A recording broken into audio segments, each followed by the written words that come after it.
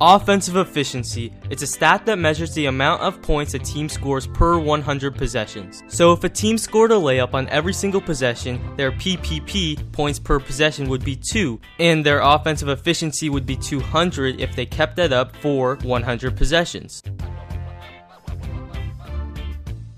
But unfortunately, you can't score an easy layup on every play, and according to ESPN.com, last season the average OE was 103.4, which is a little over 1 point per play. So where am I going with this? Well, the blue zones you see are shots 16 to 24 feet, right before the 3-point line. And according to hoopdata.com, in the 2013 season, shots taken in that range were made at a 38% rate, and their OE is much less than the average. And last season, 3-pointers were made at a 36% rate, which is an OE of 108, a little above the average. So already you can see the average 3-pointer is much more efficient than the average long 2. This isn't new information. The Houston Rockets affiliate, the Vipers, in the NBA D-League shot 45.2 threes per game and made a respectable 35%, and that's an above average OE.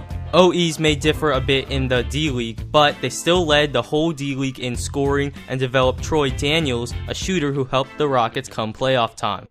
So basically, to be an efficient long 2 shooter, you must shoot at least 51% from 16 to 24 feet, and to be an efficient 3-point shooter, you have to shoot 34.5. So to be an efficient long 2 shooter, you must shoot at least 10 percentage points better than the average long 2 shooter. But to be an efficient 3-point shooter, you just have to shoot the average or even a bit less, and you're efficient. The following information was found at NBA.com. Now let's take a look at a few average long 2 shooters, including J.R. Smith, shooting about 38%, and Lance Stevenson. And just to make things clear, the OEs on your screen right now are just of the players' long 2s, not their overall OE. Now let's take a look at a few notable NBA players, and LeBron shoots about average at long 2s. Dwayne Wade is a solid long 2 shooter, but that OE is still well below the league average overall. Not surprisingly, Tony Parker is an above average long 2 shooter, but he should still consider taking a good amount less. There were only 5 players last year who shot over 51.7% at long 2s, minimum 100 attempts, and while these still aren't great shots, these guys make them efficient. Dirk Nowitzki, and notice how his long 2 OE is about on par with the average OE. David West, no surprise here.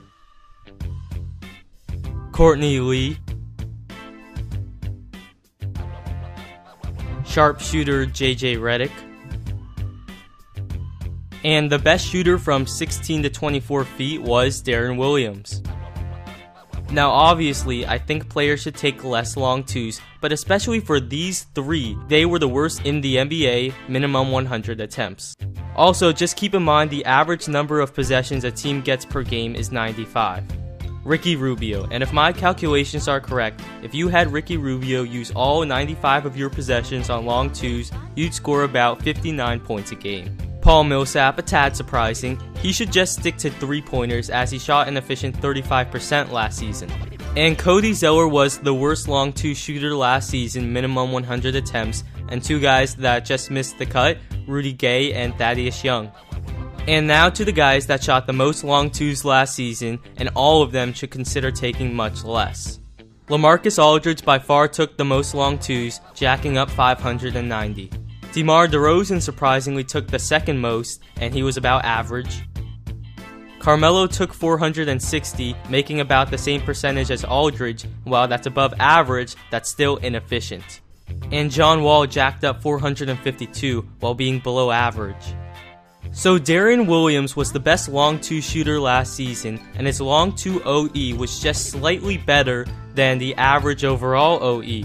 While Kyle Korver was the league's best 3-point shooter last season, shooting 47%, and his 3-point OE is off the charts. Well, there you have it, guys, and if you want, you can ask me a percentage of a different player I didn't mention, and I'll answer it. Well, see you next time.